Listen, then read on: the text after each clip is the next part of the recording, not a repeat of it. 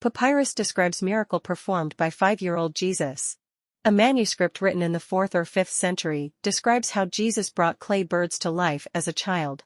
Scholars have deciphered and published a papyrus fragment containing part of the infancy Gospel of Thomas, which tells stories from Jesus' childhood.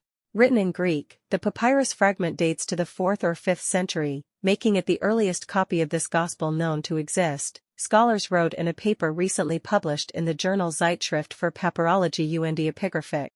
Other copies of the Gospel exist, but they date to later times. Churches did not include this Gospel in the Bible. Scholars generally believe that the infancy Gospel of Thomas was originally composed in the 2nd century. Part of the reason is because some of the stories told in the Gospel sound similar to stories that 2nd century Christian writers wrote about. The papyrus fragment tells of a miracle that Jesus performed when he was a child. In the story told in the fragment, Jesus plays at the ford of a rushing stream and molds 12 sparrows from the soft clay he finds in the mud. When his father Joseph rebukes him and asks why he is doing such things on the holy Sabbath, the 5-year-old Jesus claps his hands and brings the clay figures to life.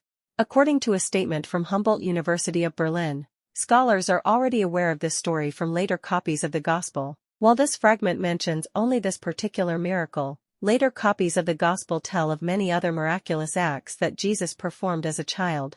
These include bringing a child named Zeno back to life and instantly healing his father Joseph after he was bitten by a poisonous snake. The origin of the fragment is uncertain. We know close to nothing about the provenance of the papyrus, its history, and ownership. All we know for sure is that it originated in Egypt. It might have arrived in Hamburg either when the core of the papyrological collection was acquired between 1906 and 1939 or in 1990 when a box of unconserved papyri was transferred to Hamburg from Berlin. In the study, the scholars said they are confident that the fragment was in Germany prior to World War II. One reason the papyrus wasn't investigated earlier is that the handwriting is messy, and it looks more like a private letter or shopping list than a gospel, the researchers said in the statement. The scholars think it may have been a writing exercise, possibly done by someone in a school or a monastery.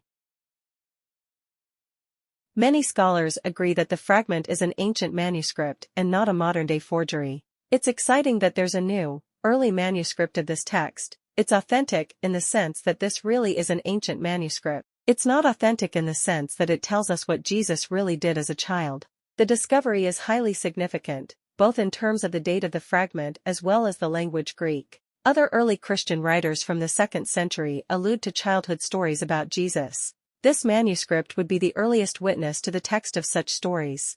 The provenance of the text should be examined in greater detail, if possible. Thanks for watching. Like, share, and subscribe for more videos like this.